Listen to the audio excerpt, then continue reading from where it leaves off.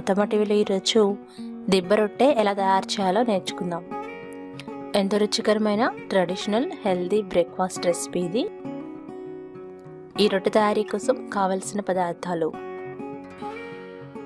తెల్ల మినపప్పు 1 కప్పు అంటే 250 గ్రాములు, మామూలుగా వండుకొని సోనా మసూరి బియ్యం 1 కప్పు, నూకలు అయితే 2 కప్పులు తీసుకోవాలి, వంట సోడా చిటికెడు, పచ్చిమిరపకాయలు 6, కరివేపాకు 2 రెబ్బలు, జీలకర్ర 1 టీ స్పూన్, అల్లం 2 అంగుళాల ముక్క, నెయ్యి 1 టేబుల్ స్పూన్, నూనె 1 టేబుల్ స్పూన్, ఉప్పు మీ రుచికి తగినంత. ఇప్పుడు ప్రిపరేషన్స్ తయారీ విధానం చూద్దాము. ముందుగా మినపప్పుని, బియ్యాన్ని లేదా నూకల్ని 3 నుండి 5 గంటలు నానబెట్టుకోవాలి. బాగా నానిన తర్వాత వీటిని మిక్సీ పట్టుకోవాలి. మిక్సీలో లేదా గ్రైండర్లో వేసుకొని ఇడ్లీ పిండి మాదిరిగా రుబ్బుకోవాలి. పొట్టు లేని మినపప్పు అయితే ఇలా డైరెక్ట్గా నానబెట్టుకోవచ్చు. ఒకవేళ పొట్టున్న మినపప్పుని తీసుకున్నట్లయితే సపరేట్గా నానబెట్టి శుభ్రం చేసిన తర్వాత ఈ విధంగా మిక్సీ పట్టుకోవచ్చు. తెల్ల మినపప్పు బద్దలదైనా లేదంటే మొత్తం పప్పుగా ఉన్నదైనా వాడుకోవచ్చు. అందులో కొద్దిగా నీళ్లు పోసి బాగా గ్రైండ్ చేయాలి. ఈ విధంగా ఈ కన్సిస్టెన్సీ రావాలి. మరి ఎక్కువ నీళ్ళు పోయకూడదు, తక్కువ పోయకూడదు. ఇడ్లీ పిండి మాదిరిగా కన్సిస్టెన్సీ రావాలి. అలా వచ్చిన తర్వాత ఒక గిన్నెలో తీసుకొని మిగతా పిండిని కూడా అదే విధంగా రుబ్బుకోవాలి. పిండిని మొత్తం ఒక గిన్నెలో వేసుకొని ఈ విధంగా పక్కన పెట్టుకోవాలి. ఇది ఫర్మెంట్ చేయాల్సిన అవసరం లేదు, వెంటనే దిబ్బ రొట్టె వేసుకోవచ్చు. అందులో కొద్దిగా స్పైసీనెస్ కోసం దంచుకున్న అల్లాన్ని వేయాలి. 2 అంగుళాల ముక్క అయితే బాగుంటుంది. అలాగే పచ్చిమిరపకాయలను కూడా ఈ విధంగా చిన్నగా కట్ చేసుకొని వేసుకుంటే త్వరగా గ్రైండ్ అవుతాయి. అందులో కొద్దిగా జీలకర్ర, 1 రెమ్మ కరివేపాకు వేయండి. వీటిని కచ్చపచ్చగా గ్రైండ్ చేయాలి. చూసారు కదా, ఇలా గ్రైండ్ చేసి ఈ గ్రైండ్ చేసిన మిశ్రమాన్ని పిండిలో కలుపుకోవాలి. ఇది కాస్త స్పైసీనెస్ కోసం వేస్తున్నాము. ఇంకొక రెమ్మ కరివేపాకుని ఈ విధంగా తుంచుకొని వేసుకోవాలి.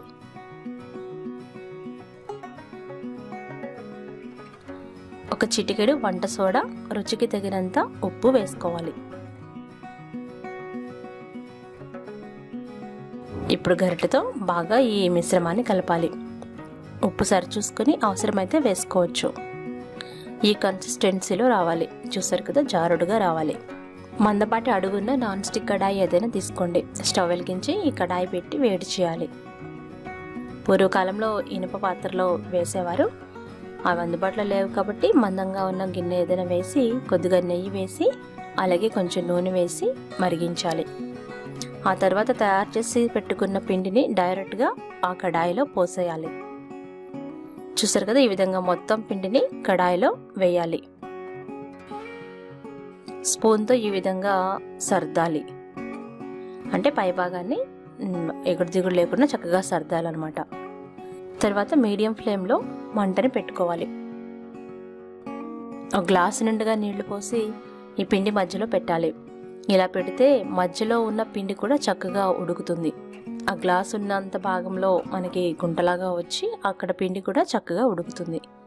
మీడియం ఫ్లేమ్లో పెట్టి 15 నుండి 20 నిమిషాలు బాగా ఉడికించుకోవాలి.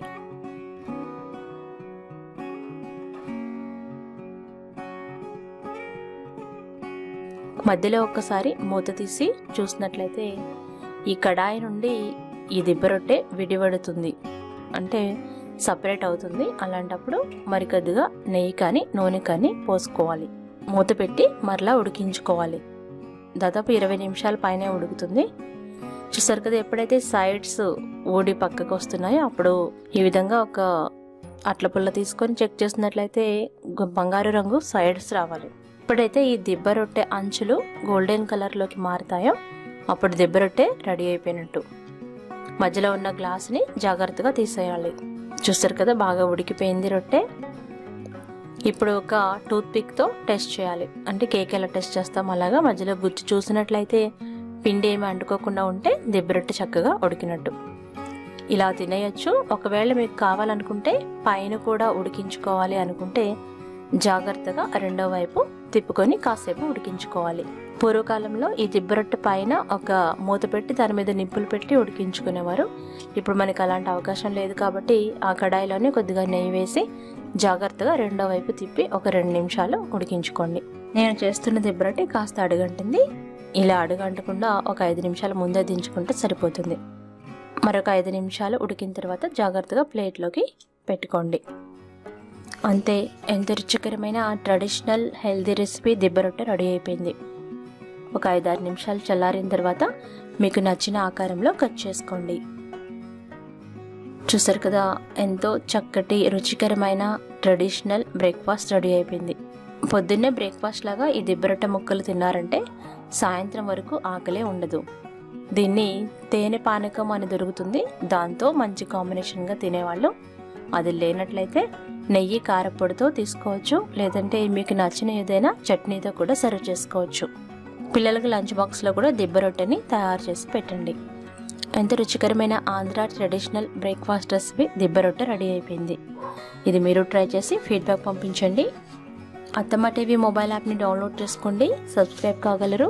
బెల్ సింబల్ని క్లిక్ చేసినట్లయితే కొత్తగా పెట్టే అప్డేట్స్ అన్నీ మీకు వెంటనే వస్తాయి. మరికొన్ని రుచికరమైన ట్రెడిషనల్ వంటల కోసం అత్తమ్మ టీవీ యూట్యూబ్ ఛానల్ని సబ్స్క్రైబ్ కాగలరు. ధన్యవాదములు.